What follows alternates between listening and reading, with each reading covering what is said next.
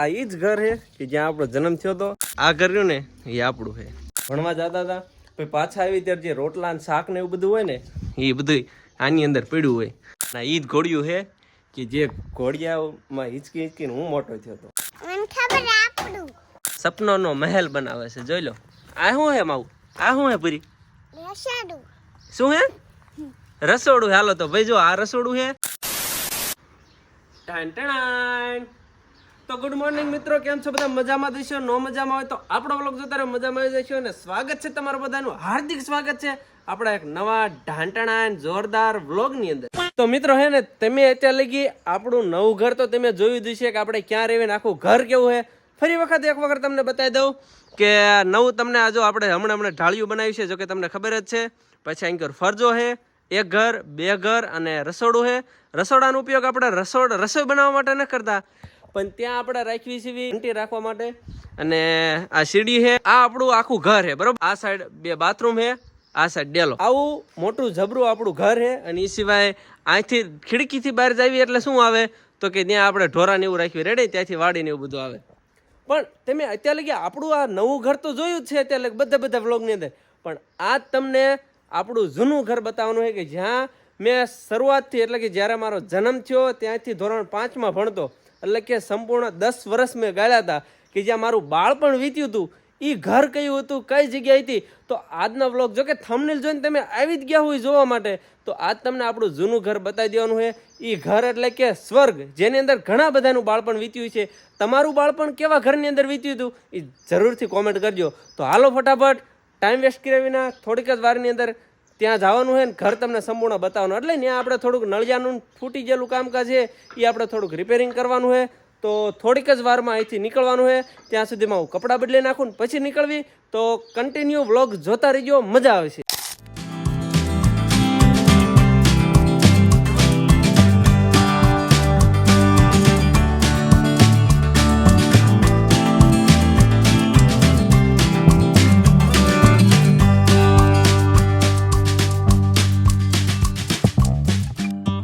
તો દોસ્તો જો આવડું આવ્યું એ જ છે આપણું જૂનું ઘર. આ એ જ ઘર છે કે જ્યાં આપણો જન્મ થયો હતો. અને લગભગ કેટલા વર્ષ છે, હું 5 વર્ષનો હતો, એટલે 5મું ભણતો હતો, એટલે કે 10 વર્ષનો હતો ત્યાં લગી આપણે આ ઘરની અંદર રહ્યા હતા, નળિયાવાળું ઘર. તમને આખું ઘર રહ્યું ને, પહેલાં આપણને તમને આખું ઘર બતાવી દઉં. અહીંયા જો 2 ઘર તમને દેખાય રેડી. તો આ બે ઘર આપણા નથી, એટલે કે જે આ ઘર રહ્યું ને એ આપણું છે, અને જે આ બાજુમાં રહ્યું એ આપણા કાકા એમનું છે. અને જે આ ઘર રહ્યું ને એની અંદર જ આપણે પહેલાં રહેતા હતા. જો આવડું આ ઘર અત્યારે જો કાંઈ કોઈ રહેતું નથી, એટલે ખંડર થઈ ગયું છે.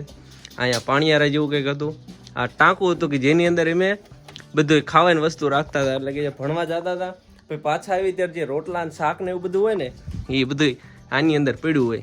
એટલે આ ટાંકું હતું જો આખું, જ્યાં ભગવાનના ફોટા ને એવું બધું છે. અત્યારે બધું ખંડેર થઈ ગયું. પછી અહીંયા એક રસોડું હતું, અત્યારે રસોડું બધું તો પડી ગયું છે, કારણ કે ઘણો ટાઈમ થઈ ગયો. એટલે જો આ રસોડું હતું, આવડું રસોડું પડી ગયું છે. પછી આ જે જાળી રહી ને, પહેલાં ત્યાં દિવાલ હતી, અને દિવાલ પણ વરસાદના લીધે પડી ગઈ. અને આ છે આપણું ઘર, અત્યારે હાવ ખંડેર થઈ ગયું. અને આ એક ઘરની અંદર જ દે એમે આટલા વર્ષો ગાળ્યા, એટલા બધા ભાઈ બહેનો બધા આખું ફેમિલી માત્ર આ એક ઘરની અંદર રહેતા હતા. અને આ બીજું ઘર રહ્યું ને, આ બીજું ઘર મારા કાકા એમનું. આ અમારું ઘર, આ મારા કાકા એમનું ઘર.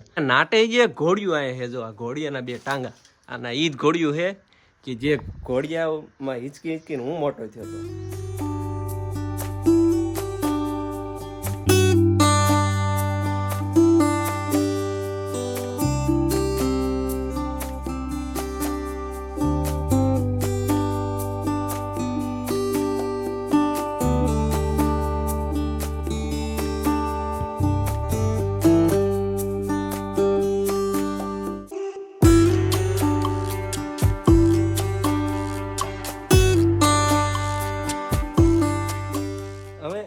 આ 2 તો આપણા ઘર છે. એ સિવાયની પણ એક જગ્યા હતી, એ આ સાઈડની છે. અને જો આ જગ્યા છે વાડો કહેવાય, જેની અંદર મેં ઢોરા રાખતા હતા. એ સિવાય નીણ ને એવું રાખતા હતા. અને આ શંકર ભગવાનનો ઓટો જો મહાદેવનો, હર હર મહાદેવ. અને અહીંયા અત્યારે આપણે એટલા માટે આવ્યા છીએ કે આપણું આ ઘર રહ્યું એના થોડોક મોભારો નળિયા ને એવું થોડુંક તૂટી ગયું છે, તો આપણે એનું રિપેરિંગ કામ કરવાનું છે. તો એ કામ ફટાફટ પતાવી દેવી.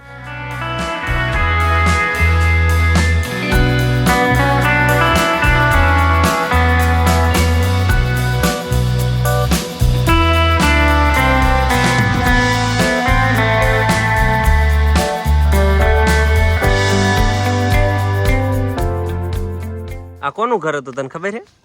મને ખબર આપણું નહીં, અમારું ઘર હતું. તું ત્યારે નથી, હું તાર જેવડો હતો ને ત્યારે હું જો આ ઘરની અંદર રહેતા હતા, પછી માં રમતા હતા, પછી જો આ બજાર હતી તો આ બજારે રમતા હતા. કેવી મજા આવતી તને ખબર છે ને? પછી આયરું ને તું આ ઊભી ને ત્યાં માથે બરોબર આયરું ને ઢાળિયું હતું, અને ઢાળિયાની જે નાટ હોય ને નાટ એના પછી હિસકો બાંધી હોય, હિસકા બહુ ખાતા હતા. ત્યાં હિસકા ખાતા હતા.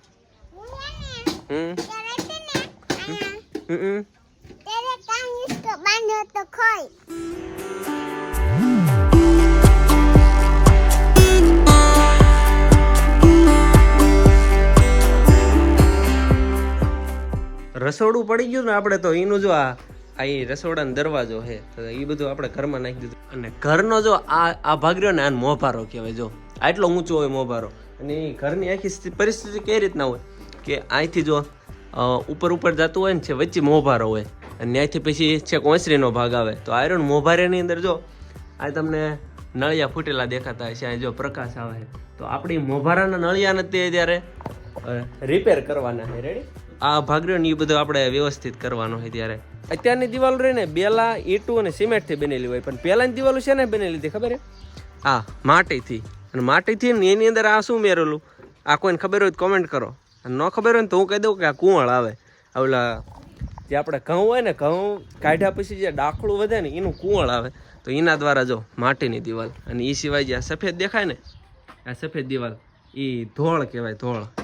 મારે જિંદગીની શરૂઆત તો જો નળિયાવાળા ઘરથી થઈ હતી. એક નળિયું આ ફૂટી ગયું છે તો આપણે રહ્યું અહીંયા પાણીયારા ઉપર ઊભા રહી ગયા. અને હવે અહીંથી આપણે રહ્યું ને હોરું ડાયરેક્ટ નળિયું આપવાનું.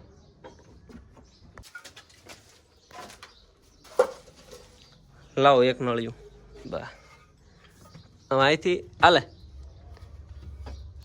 માથે પાડતો નહીં, ફોડ નાખશે નખર. આપણે જે નળિયા વાપરતા ને કયા હતા ખબર હે?